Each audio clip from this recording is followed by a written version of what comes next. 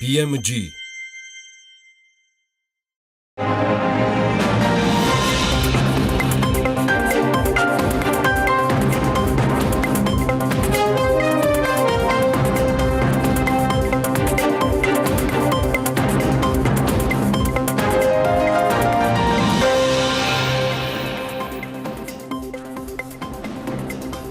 მოსახლეობის რიცხოვნობის მოსალოდნელი შემცირების შეჩერების ხელშეწყობა, მათ შორის მოსახლეობის მიგრაციის რაციონალიზაცია საქართველოს მთავრობა მოსახლეობის განვითარების ეროვნულ საბჭოს ქმნის. წითელი ხიდიდან სარფამდე გადაადგილების დრო 7-8 საათიდან 4 საათამდე შემცირდება, რა თანხები დაიხარჯება 2018 წელს საგზაო ინფრასტრუქტურის მოწყობაში.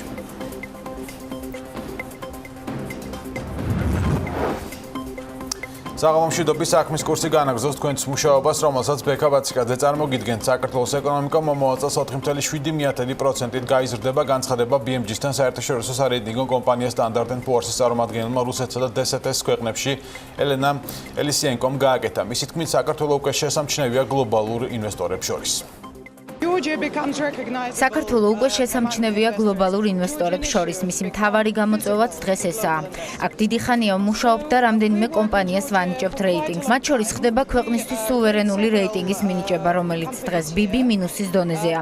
ვფიქრობთ, საქართველო პოზიტიურ ისტორიას ყვება, რეიტინგი სტაბილურია. ჩვენი პროგნოზით მიმდინარე წელს ეკონომიკა 4%-ით გაიზრდება, მომდევნო წელს კი MშՊ-ის ზრდა 4.7%-მდე დაჩქარდება. ინვესტორთა საბჭო უცხოელებზე მიწის მიყიდვის კანონპროექტის დასრულებას ივნისისთვის ელოდება. ამის შესახებ BMG CBRD-ის რეგიონალურმა დირექტორმა ბრუნო ბალვანერამ განუცხადა. მისი თქმით, ეს მკაცრი მიდგომაა და მეტი მოქნილობაა საჭირო. ამისთვის ბალვანერას განმარტებით საჭიროა გამონაკლისების დადგენა კანონის დონეზე. როგორც იცით, აიკრძალა უცხოელებზე მიწის მიყიდვა. მსგავსი პრაქტიკა არა მხოლოდ საქართველოში, არამედ სხვა ბევრ ქვეყანაშიც არის, თუმცა ეს მკაცრი მიდგომაა, რადგან მეტი მოქნილობაა საჭირო. ამიტომ საჭიროა გამონაკლისების დადგენა კანონის დონეზე. ინვესტორთა საბჭო მუშაობს პარლამენტთან და მთავრობასთან ერთად, თუ რა შემთხვევაში უნდა დადგინდეს გამონაკლისები უცხოელებისთვის. დისკუსიები ისევ მიმდინარეობს, ველოდებით, რომ ინვესტორთა საბჭო შემდეგ შეხვედრებამდე, რომელიც ივნისში ჩატარდება, გარკვეულ შეთანხმებამდე მივალთ. მეზობელ ქვეყნებთან შედარებით ბინები ტურისტებისთვის ყველაზე იაფი საქართველოში. Airbnb-ის მიხედვით ბინების საშუალო ფასმა აპრილში $45 შეადგინა. ბინების ყველაზე მაღალი საშუალო ფასი რუსეთში ფიქსირდება $134, შემდეგ მოდის აზერბაიჯანი $43, თურქეთი $50 და სომხეთი $49. რაც შეეხება საქართველოსა და მის მეზობელ ქვეყნების დედაქალაქებს, ბინების დაჯავშნა ტურისტებს ყველაზე იაფად $35, თურქეთის დედაქალაქ ანკარაში შეუძლიათ, ხოლო ყველაზე ძვირად მოსკოვში საშუალოდ $120. თბილისში ბინების საშუალო ფასმა Airbnb-ის მონაცემებით $44 შეადგინა, ერევანში 49, ხოლო ბაქოში $54.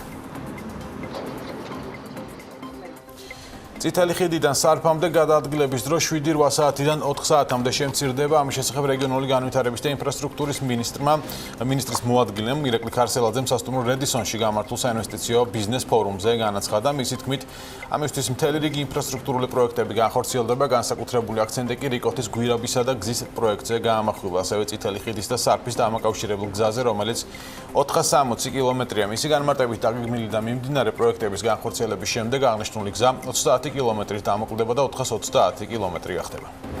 ელმომშენებლის ქარხნის ნაწილი საქართველოს ბანკის მფლობელობაში გადავიდა. გადაწყვეტილება ამის შესახებ კომპანიის 87%-ის მფლობელმა შეპესე ლოკო ტრანს კომპანიამ მიიღო. საუბარია თბილისში გურამიშვილის ქუჩის 84 ნომერში მდებარე მიწის ნაკვეთსა და მასზე განთავსებულ უძრავ ქონებაზე. გადაცემული ქონება რამდენიმე 1000 კვადრატული მეტრია, როგორც ელმომშენებელში BMG-ს განუმარტეს, ქონების გადაცემა დროებით რეჟიმში მოხდა.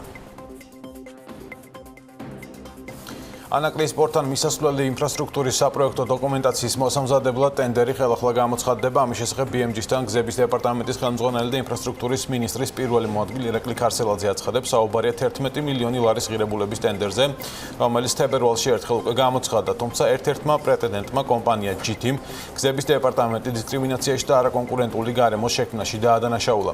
კომპანიის პრეტენდენტების გამოცდილების კუთხით არსებულ მოთხოვნებს უკავშირდებოდა. ირაკლი ქარსელაძის თქმით, ტენდერი ხელახლა გამოცხადდება და ახალი სატენდერო მოთხოვნები, პრეტენზიების საბაბი აღარ გახდება. სახელმწიფოს მხრიდან აღებული ვალდებულებების შესრულების ვადებთან დაკავშირებით კომენტარი გააკეთა ანაკლია სიტის აღმასრულებელმა დირექტორმა კეთი ბოჭორიშვილმაც.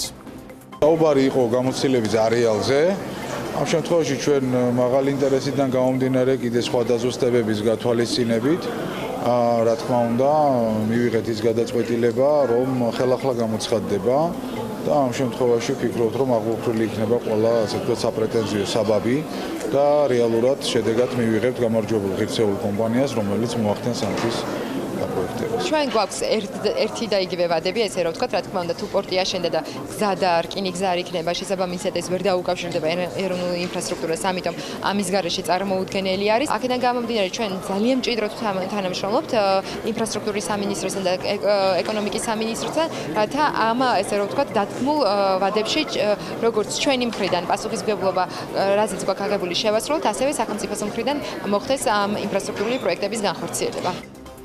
საქართველოს მთავრობა მოსახლეობის განვითარების ეროვნულ საბჭოს ქმნის ახალ უწყებას პრემიერ-მინისტრი გიორგი კვირიკაშვილი ხელმძღვანელებს, მისი მოადგილეები კი აკაკი ზოიძე და დიმიტრი ქუმსიშვილი იქნებიან, წევრებს კი მინისტრები, პარლამენტარები, რწმუნებულები შეადგენენ საბჭოს მიზანი ქვეყანაში მოსახლეობის რიცხოვნობის მოსაოდნელი შემცირების შეჩერების ხელშეწყობა, მათ შორის მოსახლეობის მიგრაციის რაციონალიზაცია.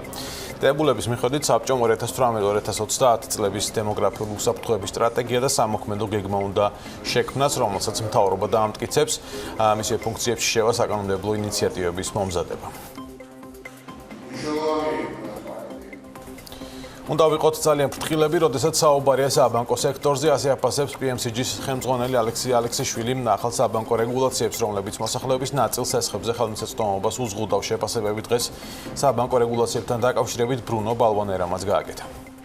ვფიქრობ, რომ ძალიან ფრთხილად უნდა ვიყოთ ამ თვალსაზრისით და არ ვფიქრობ, რომ ზედმეტი რეგულაცია აქ ეფექტს გამოიღებს. პირიქით, მე ვფიქრობ, რომ ჩვენ უნდა ვიყოთ ძალიან ჰაქიზები, ძალიან ფრთხილები იმასთან დაკავშირებით, როცა საუბარი არის საბანკო სექტორზე და შემდგომ უკვე საბანკო სექტორის მხრიდან რეალურ სექტორზე, ბიზნესზე ზეგავლენის თვალსაზრისით. მე გამიჭირდება კონკრეტულად თითოეული მათგანი შევაფასო, ზოგადად არ მგონია, რომ ზედმეტ რეგულაციას აქვს აზრი, პირიქით, რეგულაცია მიმაჩნია, რომ არის ერთ-ერთი შემზღუდავი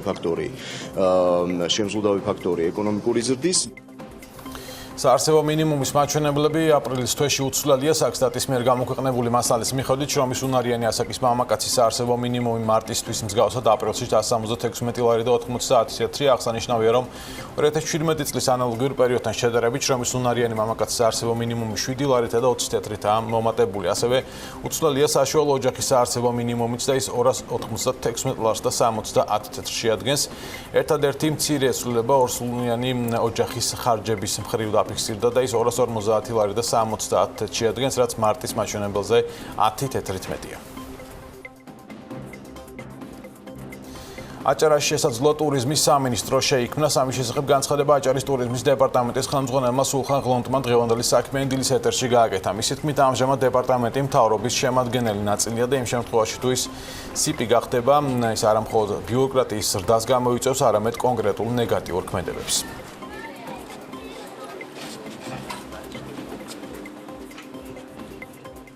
საქართველოს ფინანსური და ბიზნეს ცენტრად პოზიციონირების ხელშეწყობა ქვეყნის ეკონომიკური და საინვესტიციო პოტენციალის მიმოხილვა თბილისმა საერთაშორისო ბიზნეს ფორუმს უმასპინძლა. ორგანიზატორი ბია, ანუ ბიზნეს ინფორმაციის კატალოგი იყო, წარმომადგენლობითი ფორუმი პანელურ დისკუსიებს, B2B შეხვედრებს და სხვა საქმიან აქტივობებს აერთიანებდა. დღის განმავლობაში ჩვენი გადამღები ჯგუფი აშუქებდა ღონისძიებას. საქმის კურსის აღამოს გამოშვებაში კი სტუმრებთან ერთად შევაჯამებ დღეს აიეთ კუკავა, ალიანს ჯგუფის დამფუძნებელი და აღმასრულებელი დირექტორი, ჯეფ ბილდიკი, კაპიტალის ბაზრის დამოუკიდებელი ექსპერტი, ოლენა ბოუსანი, ფილანთროპიული საინვესტიციო კომპანია ომიდიარ ნეტვორკსის საინვესტიციო დირექტორი ცენტრალურ და აღმოსავლეთ ევროპაში და დავით გიგაური, გრიფონ ენერჯი მარკეტიდან არიან საქმის კურსის სტუმრები. საღამომშვიდობის მადლობა ჩვენ სტუმრებს პირველ გადაცემაში მობრძანებისთვის. ბატონო, თქვენგან დავიწყოთ შეჯამებისთვის დღევანდელმა ფორუმმა როგორ ჩაიარა, რა მოლოდინები იყო და გამართდა თუ არა ეს მოლოდინები? ჩვენ დაგეგმილი გვაქვს, რომ მომავალი წლებში ჩავატაროთ ხშირი ფორუმები, საინვესტიციო და სხვადასხვა ხასიათის სპეციალიზებული ფორუმები, სადაც მოვიყვანთ როგორც ინვესტორებს, ასევე ქართულ კომპანიებს და პროექტებს და რეგიონებიდან იმ კომპანიებს ჩამოვიყვანთ, რომლებიც აქ ეძებენ ინვესტორებს. ან საბოლოო ჯამში ჩვენი მიზანია თბილისი და საქართველოს ჩამოვყალიბოთ რეგიონულ ბიზნეს და ფინანსურ ცენტრად. ამ ეტაპზე ბიზნესის კუთხით თუ ჩამოსული ინვესტორები აქ გაიცნობენ სხვა ქვეყნების პოტენციურ პროექტებსაც და ყველა კმაყოფილი იქნება ინვესტიციებსაც მიიღებს. Რა თქმა უნდა, პირველ რიგში ქართულ კომპანიებზეა ლაპარაკი, მაგრამ საბოლოო ჯამში საქართველოში ნელა ბევრი ფორუმები იზრდება და არის რომელიც ქართველებისთვისაა, ეს არის ორივე უფრო რეგიონალური დატვირთვის. ამ ფორუმზე ესწრებოდა 530 დელეგატი 15 ქვეყნიდან და 100-ზე მეტი ბიზნეს შეხვედრა შედგა და ბატონო, რაც იმ გამოსალებიდან გამომდინარე, რომელიც თქვენ ამ სფეროში დააგროვეთ, ეს არ არის თქვენი ბიას პირველი ფორუმი, რით იყო გამორჩეული წლევანდელი, ასე ვთქვათ, მის დელეგატების რაოდენობით, საქმიანი შეხვედრების რაოდენობით თუ უფრო, ასე ვთქვათ, შინაარსობრივი დისკუსიები და შემდეგ უკვე საქმიანი ურთიერთობებით. ერთი უნდა აღნიშნო, რომ დელეგატები, ვინაიდან სასტუმროების სივრცე შეზღუდულია, ხალხი უბრალოდ ბევრი რეგისტრირდება, მაგრამ ვერ მოდის, ვერ უდასტურებთ. შესაბამისად, ბოლო ფორუმები ყოველთვის თითქმის ერთდაიგივე რაოდენობა, უბრალოდ მეტი უარყოფილი, ასე ვთქვათ, ვერ მოსული დელეგატების სივრცის გამო. თუმცა უნდა აღნიშნო, რომ იყო უფრო სხვადასხვა პროექტებზე აქცენტი, განსაკუთრებით იყო ჩვენ ახლა კაპიტალურ ბაზრებზე ვმუშაობთ და ჩვენი ქვეყნისთვის, მთავრობისთვის, ბიზნესისთვის, საზოგადოებისთვის აუცილებელია გაიგოს ქვეყნებში რა ხდება. კერძო კაპიტალი, ვენჩურული კაპიტალის ბირჟის რა სივრცე უნდა შეიქმნას და ამაზე იყო აქცენტები. თუმცა ბევრი პროექტებიც იყო. ბატონ რეჯეპი დამოუკიდებელი ექსპერტია კაპიტალის ბაზრის, ამიტომ მასთან მექნება შემდეგი შეკითხვა. ჩვენ ბატონ რეჯეპ საღამოშტობის, ჩვენ გვაქვს, ასე ვთქვათ, ლიბერალური საგადასახადო სისტემა სხვადასხვა რეიტინგებში, რომლებიც გავლენიანი გამომცემები აქვეყნებენ და საფინანსო ინსტიტუტები, ჩვენ ვართ მოწინავე პოზიციებზე, ანუ ეს მიმზიდვეს ხდეს ინვესტორებისთვის ქვეყანას. თქვენ როგორ შეაფასებდით კაპიტალის ბაზრის განვითარებას, რა შეიძლება რომ ქვეყანა, ასე ვთქვათ, რეფორმების სახით, თუნდაც მეზობელი ქვეყნებიდან გადმოიღოს, თქვენი გადმოსახედიდან რა სჭირდება მეტი განვითარებისთვის ამ მიმართულებას?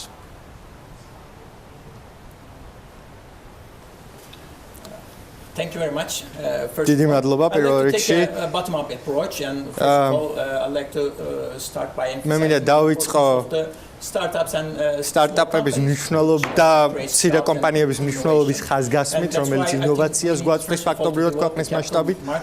სწორედ ამიტომ მე აქცენტს ვაკეთებ კაპიტალურ ბაზარზე და მხარს უჭერ ამ ორგანიზაციებს, ამ პროექტებს, ამ სტარტაპებს და მცირე კომპანიებს, რომლებიც არიან უმთავრესი ძალა ჩვენი ეკონომიკური ზრდისა. თუ კი გადავხედავთ ცვლილებებს წლის განმავლობაში დრამატული ცვლილება ასე თუ ისე არ შემდგარა. თუ კი შევადარებთ რიცხვებს იმ კომპანიების რაოდენობას დღესდღეობით ჩვენ ვხედავთ, რომ დაახლოებით 500 მსხვილი კომპანია წარმოდგენილი და მხოლოდ 55 კომპანია რჩება სიაში, რაც დრამატული ცვლილების სოფლიოში დრამატული ცვლილების მაჩვენებელია. როდესაც ფინანსურ სისტემაზე ვსაუბრობთ, ძალიან მნიშვნელოვანი ახალი სიახლეა ხელოვნური ინტელექტის დანერგვის მცდელობა. შესაბამისად, ჩვენ პირველ რიგში უნდა ვიყოთ ცვლილებებისთვის მზად, უნდა ვიყოს მიმღებები იმ ცვლილებებისა, რომლებიც იგეგმება უახლოეს მომავალში, სხვადასხვა ბიზნეს სფეროში და რეალობა მდგომარეობს იმაში, სტატისტიკის მიხედვით, რომ სტარტაპების, ასე ახალი სამუშაო ადგილების უმრავლესობა შექმნილია სტარტაპებისა და მცირე კომპანიების მიერ. სწორედ ამიტომ არის მათი როლი აუცილებელი, სწორედ ამიტომ არის მათი როლის დაწინაურება აუცილებელი და უნდა განსაზღვროთ ამ სტარტაპებს რა სჭირდებათ იმისათვის, რომ შექმნას კიდევ უფრო მეტი სამუშაო ადგილი, კიდევ უფრო მეტი ინოვაცია, პირველ რიგში მათ სჭირდებათ დაფინანსება, მათ სჭირდებათ მენტორული კონსულტაცია და ხარდაჭერა. ჩვენ უნდა უზრუნველყოთ მათი მოთხოვნების სრულად შესრულება იმისათვის, რათა შედგეს საზოგადოებასთან მათი კოოპერაცია, მათი თანამშრომლობა. განსაკუთრებით მაშინ, როდესაც ვსაუბრობთ საქართველოზე, თურქეთზე და სხვა მსგავს ქვეყნებზე რეგიონში.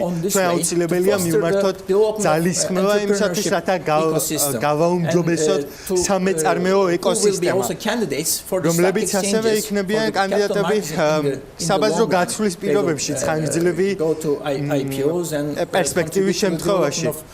capital markets. კაპიტალურ ბაზარში კაპიტალური ბაზრის განვითარებაში შეიტანა თავიანთი წვლილი. მაგალითისთვის 2016 წელს 6000-ზე მეტი კომპანია არსებობდა მცირე და საშუალო ზომის კომპანიების ჩათვლით, რომლებიც მონაწილეობას იღებდნენ კაპიტალურ ბაზარში და 52 მილიარდის რაოდენობის ინვესტირება მიიღეს ამ კომპანიებმა და 3000-ზე მეტი ამ კომპანიებიდან იყო სტარტაპები. მათ მიიღეს 2 მილიარდი ევროს ოდენობის ინვესტირება და ევროპაში მცირე და საშუალო ზომის კომპანიები ძალიან დიდი აქცენტის ქვეშ არის მოქცეული, რაც ხაზს უსვამს მათ მნიშვნელობას განსაკუთრებით საწყის ეტაპებზე, მოქმედების საწყის ეტაპებზე. აუცილებელია რა თქმა უნდა კანონმდებლობის ადაპტირება, მე შემიძლია დეტალების განხილვა. შეკითხვა Omidyar Networks-ის ინტერესის სფერო არის ამ შემთხვევაში თქვენსაც თქვათ კომპანიაზე, საინვესტიციო ფონდზე ვისაუბროთ, რა ტიპის პროექტებს აფინანსებთ და აქვს თუ არა საქართველოს იმის შანსი, პოტენციალი, რომ ეს ფინანსები თავად მიიღოს? Thank you so much. So Omidyar დიდი მადლობა მოწვევისთვის. ჩვენი კომპანია არის გლობალური საინვესტიციო კომპანია. ჩვენ გლობალური მასშტაბით ვახორციელებთ ინვესტირებებს, ვახორციელებთ ჩვენს ოპერაციებს, ფინანსურ ოპერაციებს და წვლილი შეგვაქვს საბაზრო განვითარებაში. საქართველოს შემთხვევაში ჩვენ ფარავთ განსხვავებულ სფეროებს და ვაფინანსებთ პროექტებს, რომელიც აწინაურებს რეფორმებს და ემსახურება მოქალაქეებისა და მთავრობების ინტერესს. და ეს ჩვენი საქმიანობა დღევანდელ დღემდე იყო ძალიან კარგად მიღებული საზოგადოების მასშტაბით და ჩემი აზრით საქართველოს გააჩნია ძალიან კარგი ადამიანური რესურსი. თქვენ ცხოვრობთ მოღვაწეობს საზღვარგარეთ მუშაობთ ცნობილ კომპანიებში როგორც PPA, JP Morgan-ი, თქვენი შეხედულებით გადმოსახედიდან აქვს თუ არა საკმარისი საერთოდ რა ინფორმაცია აქვს თუნდაც ბრიტანეთში საქართველოზე მის საინვესტიციო პოტენციალზე და რა იქნება ასე თქვათ თქვენი რჩევა და პოზიციონირება სწორად ხდება თუ არა ქვეყნის პოტენციალის საზღვრებს გარეთ? Firstly, thank you for having me here. პირველ რიგში ძალიან დიდი მადლობა იმისთვის რომ მომიწვიეთ. ჩემი აზრით კარგი ახალი ამბავი არის ის რომ საქართველოს შეგვიძლია ვთქვათ რომ ტრენდინგშია მოქცეული და ყურადღების ცენტრშია მოქცეული ასე თუ ისე და ზოგადი ცოდნა საქართველოს შესახებ უფრო და უფრო წინაურდება, რაც ნამდვილად კარგი ამბავია. პროექტების უმრავლესობა, რომელიც ჩვენ ნახეთ და ძალიან აქტიურად წინაურდება საზღვარგარეთ, განსაკუთრებით ლონდონში, არის სტანდარტული პროექტები, რომელიც შეეხება ენერგეტიკას, ინფრასტრუქტურას, ამ სფეროებს, რაც ძალიან კარგია, მაგრამ ასევე ეს არის ერთგვარი ლიმინაცია ინვესტირებისა საქართველოში კერძო სექტორების მიმართულებით, რომელიც და ამ მიმართულებით პროექტები არის სქემატურად განსხვავებული, შესაბამისად საქართველოს პოტენციალი, სრული პოტენციალი ჯერჯერობით არ არის სრულად შესწავლილი. ამ შევადაროთ მისი როლი, ვთქვათ, რეგიონის სხვა ქვეყნებს, მაგალითისთვის უკრაინას გააჩნია უფრო დიდი მოსახლეობა და მისი ეკონომიკა არის გაცილებით უფრო მძლავრი, ვიდრე ისეთი მცირე ქვეყნებისა, როგორც არის საქართველო. მე შემაქვს წვლილი, რა თქმა უნდა, საქართველოს დაწინაურებაში, მაგრამ ჩემი აზრით ძალიან სასარგებლო იქნება, რომ ინფრასტრუქტურისა და ენერგეტიკული პროექტების პარალელურად, რომელსაც საქართველო ამჟამად ახორციელებს, კერძო ინვესტირების პროექტებიც განხორციელდეს, რომელიც არის ძალიან მნიშვნელოვანი, რათა შემსუბუქდეს ზოგიერთი ის წავე საკითხი, რომელიც საქართველოს უდგას დღის წესრიგში, როგორც მცირე ქვეყანას. ისეთი რეგიონული მოთამაშეების შემთხვევაში, როგორც არის მაგალითად რუსეთი, ჩინეთი, უკრაინა და ასე შემდეგ, მათი პრაქტიკის გადმოღება ამ მიმართულებით იქნება ჩემი აზრით ძალიან სასარგებლო. ბატონო, თქვენ საქმიანობთ, ასე ვთქვათ, საქართველოს და მისი პოპულარიზაციის მიმართულებით, ხო? ამას უთმობთ საკმაოდ დიდ დროს. რა კუთხით, ასე ვთქვათ, რა საკეთებთ ბრიტანეთში ამ მიმართულებით, რომ მოგვიყვეთ აი ამ საქმიანობის შესახებაც და ჩვენ და მაყურებელს? So we work with ჩვენ მუშაობთ ძალიან ბევრ სტრატეგიულ კომპანიასთან purely on emerging markets. და ვცდილობთ საბაზრო აქტივობებზე გასვლას. შესაბამისად because I believe იმის გამო რომ მე მჯერა საქართველოს არის ერთგვარი ჰაბი რეგიონისათვის, რომლის ინტეგრირება შეიძლება მოხდეს საზღვარგარეთის ეკონომიკაში. ვაკეთებ ყველაფერს იმისათვის, რომ დავაწინაურო ეს იდეა. ვაკეთებ ყველაფერს იმისათვის, რომ საქართველოს შესახებ ინფორმაცია მივაწვინო ყველა მნიშვნელოვან ეკონომიკურ ქვეყანას ევროპაში. და ჩვენ თანამშრომლობთ დასავლეთ ევროპის აქტორებთან, დასავლეთ ევროპის ქვეყნებთან და ჩემი აზრით საქართველოს არის ჰაბი, მთავარი სფერო რეგიონში, მთავარი ადგილი რეგიონში იმისათვის, რათა განვითარდეს სავაჭრო ურთიერთობები, განვითარდეს თავისუფალი ვაჭრობის ხელშეკრულება არა მხოლოდ ევროკავშირთან, არამედ სხვა ქვეყნებთანაც. იქნება ეს ახლო აღმოსავლეთის ქვეყნები თუ დასავლეთის ქვეყნები, ჩვენ დაინტერესებულნი ვართ სოფლის მეურნეობის მიმართულების თანამშრომლობაში და ჩვენ ყოველთვის ვაწინაურებთ საქართველოს რეფორმას. დიდი მადლობა იმ საქმეებს, რომელსაც ეწევით. მადლობა, ასე ვთქვათ, პოტენციურად პარტნიორობისთვის და ეს პარტნიორობა იმედია რომ შედგება. დიდი მადლობა სტუდიაში მოგზაურობის პატონაიეთ. საკმაოდ აქტიური დღე იყო საქმეა და მადლობა რომ დღეში აჯამეთ ჩვენს ეთერში. ვემშვიდობებით ჩვენს სტუმრებს და ვაგრძელებთ გადაცემას.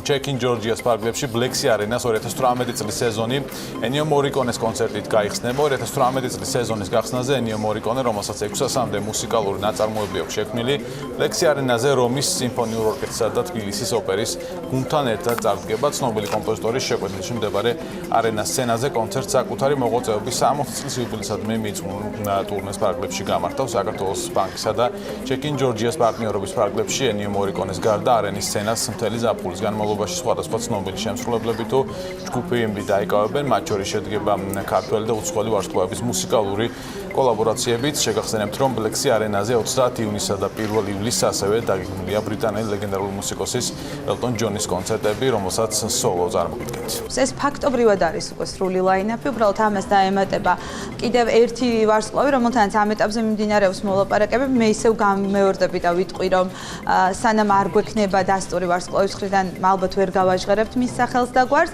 თუმცა ეს ის ჩამონათვალია ღონისძიებების, რომლითაც ბლექსი არენას 2018 წლის სეზონი შეივსება. ხარულები ვართ, რომ განვაგრძობთ კულტურული ღონისძიებების მხარდაჭერას. წელსაც, როგორც გასული რამდენიმე წლის განმავლობაში, საქართველოს ბანკი ბლექსი არენას სცენაზე კონცერტამდე დამსწრე საზოგადოებას ბევრ საინტერესო და სახალისო სიურპრიზებს პირდება. 2018 წელიწადი იქნება ახალი რეკორდების წელიწადი, როდესაც 8 მილიონზე მეტი საერთაშორისო მოგზაური პირველად ეწვევა ჩვენ ქვეყანას და ამ ადამიანებს არა მარტო თბილისსა და ბათუმში თუ ბლექსი არენაზე, საქართველოს მასშტაბით დაახლოებით 300-მდე საინტერესო ღონისძიება დახვდებით.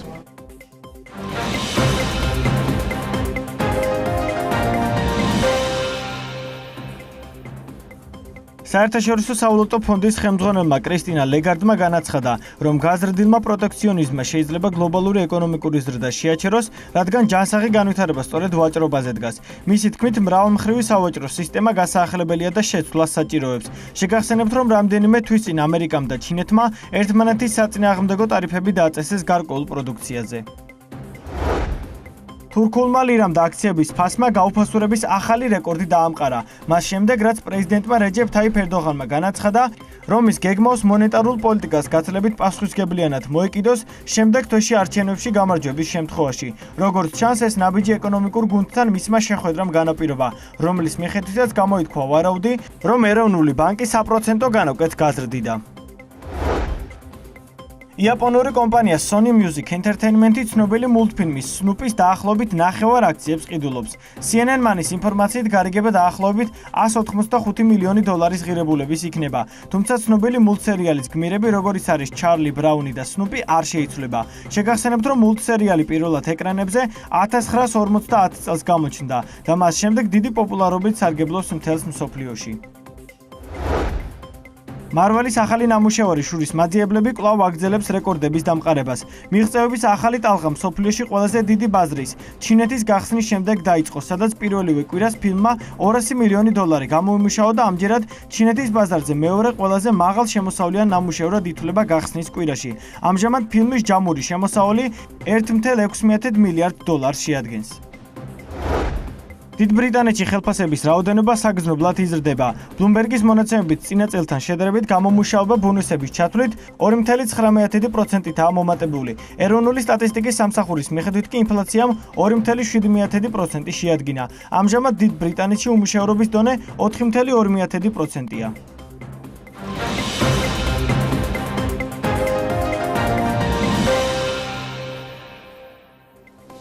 საქმის კურსი ამით დასრულებულია. მადლობა რომ გიყურეთ, ხვალ შევხვდებით ერთმანეთს. ნახვამდის.